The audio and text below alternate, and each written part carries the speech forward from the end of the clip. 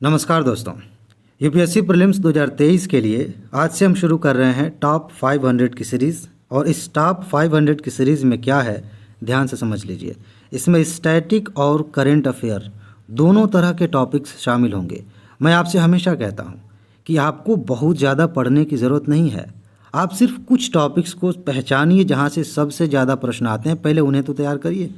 पिछले साल हमने सिर्फ 300 के आसपास टॉपिक्स पढ़े थे और वहाँ से लगभग 65 क्वेश्चंस आए हैं। और मैंने बाकायदा बता के दिखाया है आपको जो है वीडियो में कि यहाँ यहाँ से ये क्वेश्चंस आए हैं। सिर्फ इतने ही टॉपिक्स हमने पढ़े थे। इस बार हम 500 टॉपिक्स ले रहे हैं ताकि आप सिर्फ इतना ही पढ़ लेना तो 2023 में आपका अच्छे से प्री क्वालिफाई हो जाए। आपका बेसिक भी क्लियर होना चाहिए, सिर्फ ये नहीं कि बस इतना ही रट लें। हाँ, मैं ये कोशिश करता हूँ कि जो टॉपिक मैंने लिया है उसका बेसिक और बाकी चीज़ें मैं आपको अच्छे से समझा दूं, लेकिन आपको अपने लेवल पे भी बेसिक एक बार पढ़ लेना चाहिए ताकि चीज़ों को समझना आसान हो जाए। एक छोटी सी बात मैं क्लियर कर दूं, कुछ दोस्त जिनको थोड़ा अनुभव कम है, नए नए अभी तैयारी में आए हैं और सिर्फ पीसीएस पर ध्यान देना चाहते हैं, तो उनके दिमाग में शायद ये क्वेश्चन आ सकता है, शायद क्या निश्चित रूप से आता है और मुझसे पूछा भी जाता है बार बार कि सर ये जो यूपीएससी वाली सीरीज़ है क्या हमें पढ़नी चाहिए, हम तो विशेष रूप से पीसीएस पर ध्यान दे रहे हैं। जी, निश्चित रूप से पढ़ना चाहिए, क्योंकि आपको वही विषय पीसीएस के लिए पढ़ने हैं। आपको हिस्ट्री के अलावा क्या पढ़ेंगे? इतिहास के लिए तो वही किताबें पढ़नी है ना। हिस्ट्री है, ज्योग्राफी है, पॉलिटी है, इकोनॉमी है, साइंस एंड टेक्नोलॉजी है, करंट अफेयर है। ज़्यादातर जो चीज़ें हैं जीएस की वो तो सेम है। अंतर कहाँ होता है? अंतर होता है प्रश्न पूछने के तरीके में। आप अगर सिर्फ पीसीएस पे भी ध्यान देते हैं तब भी ये चीज़ें आपकी सोच को बड़ा करेंगी और उस टॉपिक को थोड़े अलग तरीके से आप तैयार कर पाएंगे और पीसीएस के प्रश्नों को हल करना बहुत आसान हो जाएगा। बाकी यूपीएससी के लिए तो है ही है। ठीक है जी, तो चलिए बाकी बातें जो बतानी होगी मैं किसी और वीडियो में बताऊंगा। आज का टॉपिक शुरू करते हैं और बड़ा इंटरेस्टिंग टॉपिक है, बहुत ही ज़्यादा इम्पोर्टेंट टॉपिक है। क्या है? पसमानदा मुसलमान, ये एक हो गया। इसके बाद हम पढ़ेंगे इसी टॉपिक के तहत अल्पसंख्यकों के बारे में और अल्पसंख्यक आयोग के बारे में।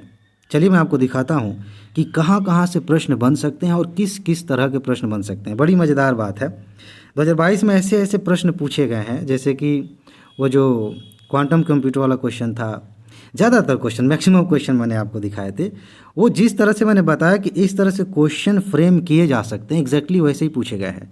इसका मतलब ये नहीं कि मेरे पास कोई पावर है या फिर मैंने यूपीएससी आयोग से किसी से संपर्क बना रखा है। सिंपल सी बात है, इसका सीधा सा मतलब ये है कि मैंने पैटर्न को घोल के पी लिया है।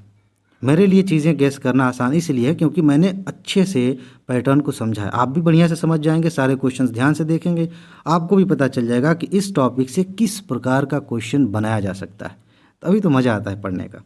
चलिए हम इस सीरीज़ में ऐसे ही चलेंगे, जितने भी टॉपिक्स होंगे मैं आपको बताता चलूँगा कि इस तथ्य को किस तरह से लेकर के प्रश्न बनाया जा सकता है। ठीक है, आज पहला दिन है तो मैं थोड़ी ज़्यादा बातें कर रहा हूँ, तो आपको लगेगा कि यार 3 मिनट हो गया, कितनी सारी बातें कर रहे हैं, लेकिन ये काम की बातें हैं। चलिए सीधे आते हैं यहाँ पे।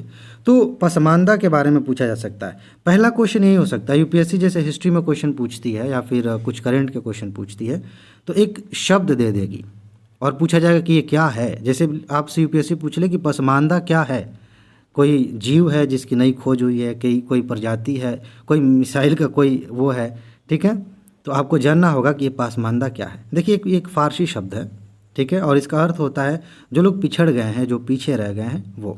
ठीक, यह शूद्र और अति दलित, जो अति शूद्र हैं, इन जातियों से संबंधित मुसलमानों को संदर्भित करता है। देखिए भारत में क्या है ना, जो हिंदू धर्म है वहाँ पे आप देखते हैं कि कैटेगरीज बनी हुई हैं, जाति व्यवस्था है और उसमें भी जो है शूद्र हैं, दलित हैं। इसी तरह से मुस्लिम धर्म में भी ऐसी चीज़ें, ऐसी व्यवस्थाएं देखी जाती हैं और उसी से जोड़कर ये शब्द बनाया गया है जिसको कहा जाता है पसमानदा। ठीक, और इसको आप ऐसी रूप में लेके चलें कि जब स्टेटमेंट बने कि पसमानदा का क्या मतलब है, तो मुस्लिम समुदाय में जो पिछड़े लोग हैं उनके लिए ये शब्द इस्तेमाल किया जाता है। एक क्वेश्चन का जवाब आप यहाँ से दे देंगे। आगे बढ़ेंगे, किस किस तरह के क्वेश्चन आते हैं, थोड़ा सा मैं आपको और चीज़ें बताऊं ताकि यूपीएससी अगर विस्तार से पूछे स्टेटमेंट बना के तो आप उसका जवाब दे सकें। क्या लिखा है मैं आपके लिए पढ़ दे रहा हूँ। पसमानदा शब्द का इस्तेमाल उत्तर प्रदेश, बिहार और भारत के अन्य हिस्सों में मुस्लिम संघों द्वारा खुद को ऐतिहासिक और सामाजिक रूप से जाति द्वारा उत्पीड़ित मुस्लिम समुदाय के रूप में परिभाषित करने के लिए किया जाता है। जैसे दलित शब्द जो है, बाद में जब स्वतंत्रता आंदोलन चल रहा था, खासतौर से अंबेडकर साहब के बारे में पढ़ेंगे तो आपको पता चलेगा कि ये बाद में जो पिछड़े लोग हैं इन्होंने अपने लिए बनाया कि हमें दबाया गया है। वैसे ही जो मुसलमान समाज में जो दबे हुए हैं उन्होंने इस शब्द को अपनाया कि इससे हमारी पहचान हो कि भाई हमें दबाया गया है, हमारी पहचान की जाए, हमारे लिए कुछ किया जाए। ठीक है ना।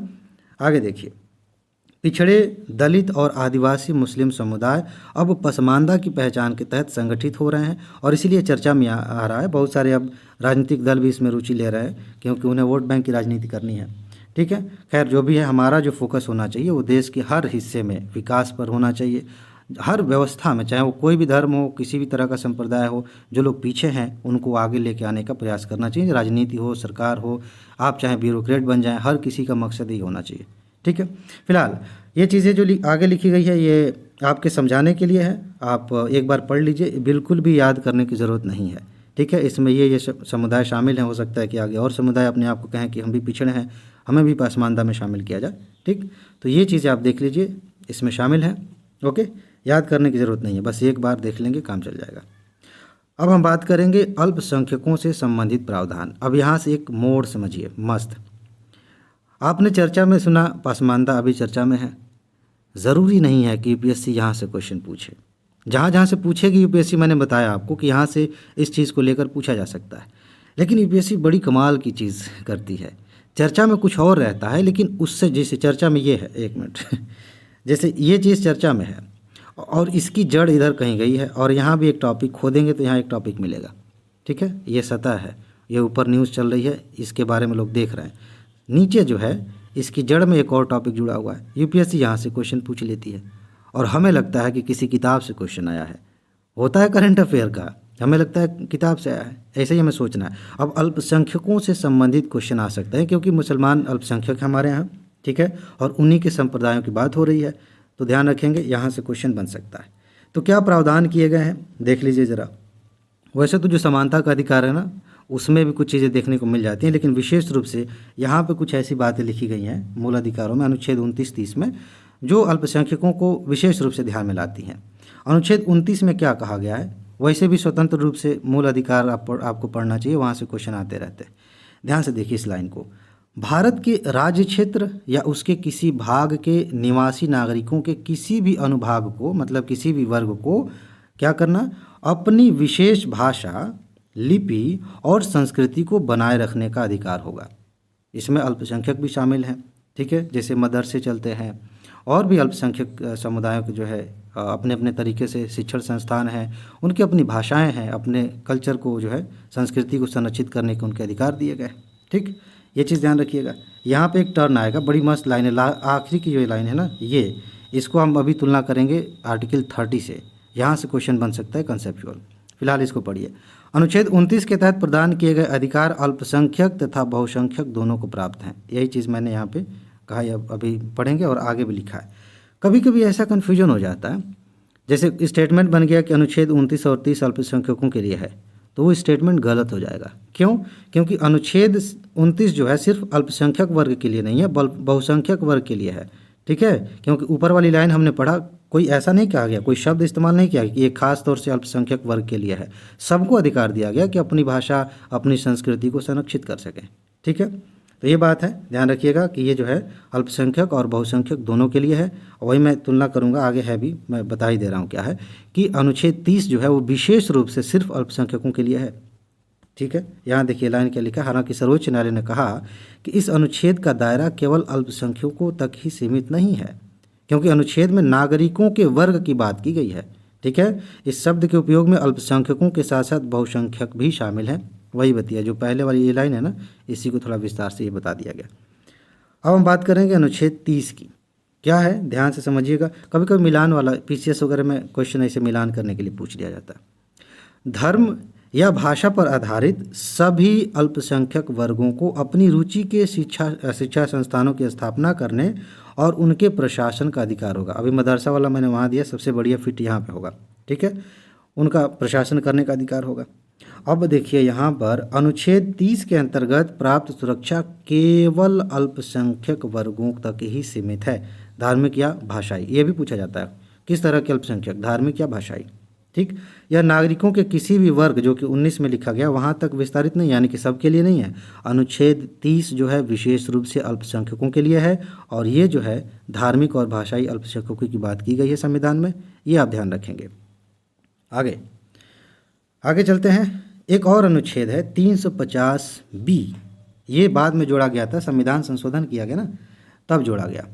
7वें संविधान संशोधन अधिनियम 1956 ने इस बात का उल्लेख किया जो भारत के राष्ट्रपति द्वारा नियुक्त भाषाई अल्पसंख्यकों के लिए एक विशेष अधिकारी का प्रावधान करता है। भाषाई अल्पसंख्यकों के अधिकारी से संबंधित क्वेश्चन पहले भी आया है और पीसीएस में तो इस तरह का क्वेश्चन आता है कि ये जो अधिकारी है किस आर्टिकल के तहत, 350B याद रखिएगा, एक बार मैं दिखा देता हूँ, ये है ना 350B। चलिए, तो एक अधिकारी की बात की गई कि नियुक्त होगा और विशेष अधिकारी का यह कर्तव्य होगा कि वह संविधान के अंतर्गत भाषाई अल्पसंख्यकों के लिए प्रदान किए गए सुरक्षा उपायों से संबंधित सभी मामलों की जांच करे।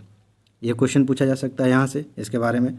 आगे देखिए, कुछ वैधानिक उपाय किए गए हैं, ध्यान रखिएगा। संवैधानिक उपाय का मतलब यह है कि संविधान में ये बात लिखी गई है, या तो संविधान बनाते समय लिखी गई थी या संविधान में संशोधन करके कोई आर्टिकल जोड़ के, जैसे अभी हमने देखा ना 350B बाद में जोड़ा गया है संशोधन करके, इस तरह से संविधान में वो बात डाल दी गई तो वो संवैधानिक हो गया। वैधानिक का मतलब ये होता है कि संसद ने कानून बनाया, अब देखिए वो कानून भी संसद ही बनाती है जो संविधान में डाला गया जो भी, लेकिन इसमें जो अंतर यह है कि ये जो कानून है ये सिर्फ कानून के तौर पर ही रहेगा, संविधान में नहीं लिखा जाएगा। कानून है, लागू रहेगा, इस पे इसके अधिकार भी होंगे, इसकी शक्तियाँ भी होंगी कानून की, लेकिन संविधान में नहीं लिखा गया, इसलिए इसको वैधानिक कहेंगे, ये अंतर है। अब देखिए, राष्ट्रीय अल्पसंख्यक शिक्षा संस्थान आयोग बनाया गया था, कब अधिनियम बना, 2004 में, ठीक है। और अधिनियम के तहत सरकार द्वारा, ध्यान दीजिएगा, अधिसूचित 6 धार्मिक समुदायों के आधार पर, ठीक है, शैक्षणिक संस्थाओं को अल्पसंख्यक का दर्जा दिया जाता है। अब शैक्षणिक संस्थाओं को, किस संस्था को अल्पसंख्यक का दर्जा दिया जाएगा, उसके लिए कानून बना है।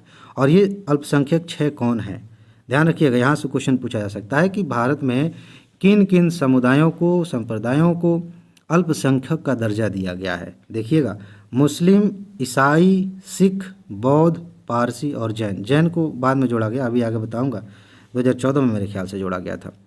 तो ये हैं वो 6 समुदाय जिनको अल्पसंख्यक माना गया है भारत में। इसके अलावा भी बहुत सारे संप्रदाय हैं जिनको नहीं माना गया है, जैसे कि लिंगायत समुदाय के लोग कह रहे हैं कि हमें भी अल्पसंख्यक माना जाए, या ऐसा कुछ चल रहा था कि हमें हिंदू धर्म से अलग माना जाए। तो बहुत सारी चीज़ें हैं, बहुत सारे संप्रदाय हैं, विकल्प में पूछा जा सकता है कि क्या ये भी शामिल हैं। बस 6 ही तो हैं, याद कर लीजिए, कोई कूट बना लीजिए, इनके जो है नाम के जो पहले अक्षर हैं इंग्लिश में चाहे हिंदी में, यहाँ से बना लीजिए कोई, और तैयार हो जाएगा। अच्छा, आगे देखिए, भारत सरकार जो द्वारा अधिसूचित अल्पसंख्यक, इसका मतलब क्या है, भारत सरकार ने किनको अल्पसंख्यक माना है, ऊपर तो लिखा गया, उसी के बारे में थोड़ा विस्तार से यहाँ लिखा गया है। वर्तमान में केंद्र सरकार द्वारा ये जो अधिनियम बनाते हैं, एनसीएम अधिनियम, इसके बारे में अभी हम बात करेंगे नीचे, ठीक है।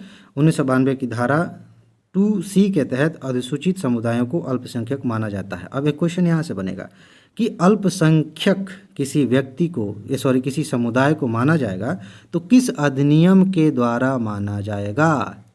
नेशनल कमीशन फॉर माइनॉरिटीज़ अधिनियम 1992 के तहत, ध्यान रखेंगे, ठीक है। 1992 में एनसीएम अधिनियम, 1992 के अधिनियम के साथ अल्पसंख्यक आयोग एक वैधानिक निकाय बन गया, ठीक है, और इसका नाम बदलकर एनसीएम कर दिया गया, आगे अभी देखेंगे। 1993 में पहला सांविधिक राष्ट्रीय आयोग स्थापित किया गया और 5 धार्मिक समुदाय यानी कि मुस्लिम, सिख, ईसाई, सिख, बौद्ध, पारसी, इनको जो है अल्पसंख्यक माना गया। 2014 में सिख जो जैन हैं इनको भी इसमें शामिल कर लिया गया, ये ध्यान रखेंगे। आगे बढ़िए, इसके बारे में बात करते हैं, राष्ट्रीय अल्पसंख्यक आयोग। चलिए, पहली बात, कुछ बैकग्राउंड में कुछ बातें कभी कभी ऐसा होता है ना, यूपीएससी बैकग्राउंड से कभी कभी पूछ लेती है। तो देखिए यहाँ पे एक लाइन है, मैं पढ़ रहा हूँ। 1978 में गृह मंत्रालय द्वारा पारित एक संकल्प में अल्पसंख्यक आयोग की स्थापना की परिकल्पना की गई थी, ठीक है। इसके बाद क्या हुआ, 1984 आया और इस समय 1984 में अल्पसंख्यक आयोग को गृह मंत्रालय से अलग कर दिया गया और इसे एक नया मंत्रालय बनाया गया था, उसके अधीन कर दिया गया। उस मंत्रालय का नाम था कल्याण मंत्रालय, मिनिस्ट्री ऑफ वेलफेयर, ठीक है। और 1988 में भाषाई अल्पसंख्यकों को आयोग के अधिकार क्षेत्र से बाहर कर दिया गया। भाषाई अल्पसंख्यक के लिए तो हमने अलग से देखा ही है, ठीक है, एक अधिकारी बनाया गया है। आगे देखिए, 1992 में राष्ट्रीय अल्पसंख्यक आयोग अधिनियम बना, जिसकी बात हम ऊपर कर रहे थे, ठीक। और इसके अधिनियमन के साथ ही अल्पसंख्यक आयोग एक सांविधिक या वैधानिक स्टैट्यूटरी निकाय बन गया। इसका नाम बदलकर राष्ट्रीय अल्पसंख्यक आयोग कर दिया गया। मैं अक्सर इस पे बात करता रहता हूँ कि आपको ये बात ध्यान में रखनी चाहिए कि कौन सी बॉडी संवैधानिक है, कौन सी गैर संवैधानिक है या सांविधिक है, ठीक है, या वैधानिक है, जिसको अंग्रेजी में ये कहते हैं स्टैट्यूटरी कहते हैं। हालांकि स्टैट्यूटरी जो है ये सही उच्चारण नहीं है, इसका जब गूगल पे सर्च करेंगे तो स्टैट्यूटरी ऐसे करके उच्चारण होता है, लेकिन बोलचाल में स्टैट्यूटरी ऐसे बोल दिया जाता है, ठीक है, ध्यान रखिएगा। तो ये इसका मतलब ये है कि आर्टिकल कोई है संविधान में, जैसे भाषाई आयोग है ना, वो संवैधानिक है, लेकिन अल्पसंख्यक आयोग जो है ये वैधानिक है, क्योंकि ये कानून बनाकर बनाया गया है और वो पहले वाला जो है उसे संविधान में संशोधन करके बनाया गया है। दोनों में अंतर समझ लीजिए, ठीक। तो ये नाम बदल कर ये कर दिया गया। अब संरचना से क्वेश्चन आ सकते हैं, खास तौर से अगर किसी बॉडी पे क्वेश्चन आता है तो उसकी संरचना और उसके काम, उसकी शक्तियाँ, यहाँ से क्वेश्चन पूछ लिए जाते हैं। तो जो अल्पसंख्यक आयोग है उसमें क्या है भाई, एक अध्यक्ष होता है और एक उपाध्यक्ष होता है। ध्यान रखेंगे, कई जगहों पे ऐसी मतलब कई बॉडीज ऐसी हैं जिसमें उपाध्यक्ष का पद है ही नहीं, लेकिन यहाँ है, ठीक। एक अध्यक्ष होगा, एक उपाध्यक्ष होगा और 5 सदस्य होंगे तथा इन सभी का चयन अल्पसंख्यक समुदायों से किया जाता है। जितने भी सदस्य हैं वो सभी के सभी अल्पसंख्यक समुदाय से होंगे, ध्यान रखिएगा। आगे देखिए, आगे इसी में देखते हैं, केंद्र सरकार द्वारा नामित किए जाने वाले इन व्यक्तियों को योग्य, क्षमतावान और सत्यनिष्ठ होना चाहिए। तो सरकार तय करेगी कौन योग्य है कौन नहीं है। कार्यकाल की बात कर लीजिए, यहाँ से इंपॉर्टेंट क्वेश्चन बन सकता है।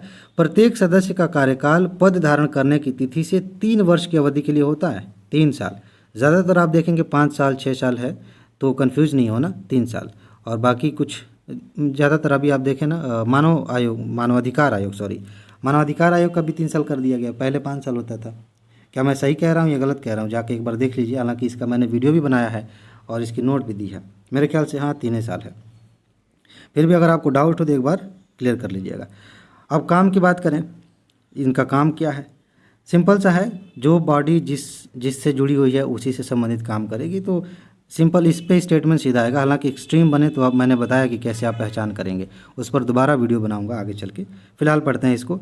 संविधान में संसद तथा राज्य विधानसभाओं द्वारा अधिनियमित कानूनों में अल्पसंख्यकों के लिए सुरक्षा उपायों के कार्यान्वयन की निगरानी करना। जो कानून बनाए जा रहे हैं, चाहे केंद्र सरकार बना रही है चाहे राज्य सरकार, तो उसमें अल्पसंख्यकों के लिए क्या बातें हैं, उनको उन कानूनों को कैसे लागू किया जा रहा है, इसकी निगरानी करना।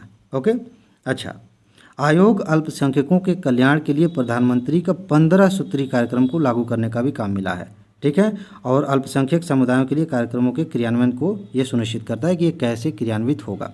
ओके, आगे देखिए, केंद्र या राज्य सरकारों द्वारा अल्पसंख्यकों के हितों की सुरक्षा के लिए सुरक्षा उपायों के प्रभावी कार्यान्वयन हेतु सिफारिशें करना।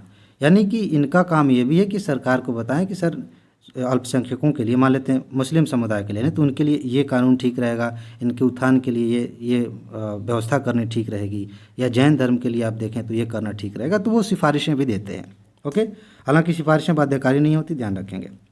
अच्छा, अल्पसंख्यकों को उनके अधिकारों और सुरक्षा उपायों से वंचित करने से संबंधित विशिष्ट शिकायतों को देखना। अगर कोई शिकायत आ रही है किसी अल्पसंख्यक समुदाय से संबंधित, मतलब समुदाय कर रहा है कि भाई हमारे बारे में विचार नहीं कर रही है सरकार, हमें अधिकार दिए गए उन्हें लागू नहीं किया जा रहा, तो उस पर विचार करना, उन्हें देखना और ऐसे मामलों को उपयुक्त अधिकारियों के समक्ष रखना कि भाई देखो इसको, ये देखो क्या बात है, इसको ठीक करो। ठीक है, सॉरी, ओके, आगे। हाँ, सांप्रदायिक संघर्ष और दंगों के मामलों की जांच करना। ठीक है, अगर सांप्रदायिक संघर्ष हो रहा है, कहीं दंगा हो गया, मामला हुआ, तो उसकी जांच करने का काम जो है इस आयोग को मिलेगा, अल्पसंख्यक आयोग को मिलेगा। एक चीज़ यहाँ से फैक्चुअल क्वेश्चन पीसीएस में पूछा जा सकता है कि हर साल 18 दिसंबर को अल्पसंख्यक अधिकार दिवस मनाया जाता है, जो 1992 में संयुक्त राष्ट्र द्वारा राष्ट्रीय या जातीय, धार्मिक और भाषाई अल्पसंख्यकों के अधिकारों की घोषणा को अपनाने का प्रतीक है। यानी कि 1992 में 18 दिसंबर को एक घोषणा पत्र अपनाया गया था, किसके द्वारा? संयुक्त राष्ट्र के द्वारा, और उसका नाम क्या था? राष्ट्रीय या जातीय, धार्मिक और भाषाई अल्पसंख्यकों के अधिकारों की घोषणा। इसको अपनाया गया था और इसी दिन को अल्पसंख्यक अधिकार दिवस मनाया जाता है। ठीक, तो मेरे ख्याल से आपको ये क्लियर हो गया होगा। इसकी पीडीएफ नोट देखिए, ऊपर जितनी भी चीज़ें हैं ना, ये पॉलिटी वाले सेक्शन में मैंने डाला है, वो सारी चीज़ें आपको मिल चुकी हैं। ये अपडेट करके बार बार आपको ग्रुप में मिलती रहेगी। और अगर आपके पास पीडीएफ नोट नहीं है, चाहे वो प्री की हो, मेंस की हो, पीसीएस की हो, यूपीएससी की हो, तो आप क्या करेंगे, या तो आप डिस्क्रिप्शन में जाइए। बहुत सारे लोगों को डिस्क्रिप्शन पता ही नहीं चलता। अब मैंने क्या किया है कि ये जो लिंक है वीडियो का और व्हाट्सएप नंबर है, कमेंट में देना शुरू कर दिया। तो आप डिस्क्रिप्शन में नहीं जा पा रहे हैं तो सीधे कमेंट में जाइए, कमेंट बॉक्स में देखेंगे ऊपर एक पिन किया हुआ कमेंट होगा, ठीक है, उसमें आपको एक वीडियो का लिंक मिलेगा। उस वीडियो को देखेंगे तो आपको बहुत अच्छे से पता चल जाएगा कि कितनी सारी काम की चीज़ें पीडीएफ नोट आपको मिल रही है, कैसे मिल रही है, उसका प्रोसेस क्या है, सब कुछ। और उससे भी नहीं समझ में आ रहा है तो आप व्हाट्सएप नंबर पर संपर्क कर सकते हैं, मैसेज कर सकते हैं। हालांकि ध्यान रखिए, व्हाट्सएप नंबर पे आप संपर्क करेंगे, अगर आपने वीडियो नहीं देखा है तो जाहिर सी बात है कि आपको वीडियो का लिंक भेजा जाएगा कि पहले आप इसको देख लीजिए। 99% लोगों को समझ में आ जाता है कि हाँ पीडीएफ नोट कैसे मिलेगी। वीडियो में बहुत अच्छे से मैं नहीं बताया। ओके, तो बस इसमें इतना ही है। अपना ख्याल रखिए, खुश रहिए, मस्त रहिए, मुस्कुराते रहिए, सफल होइए और ज़िंदगी को एंजॉय करिए। आगे मिलते हैं। नमस्कार।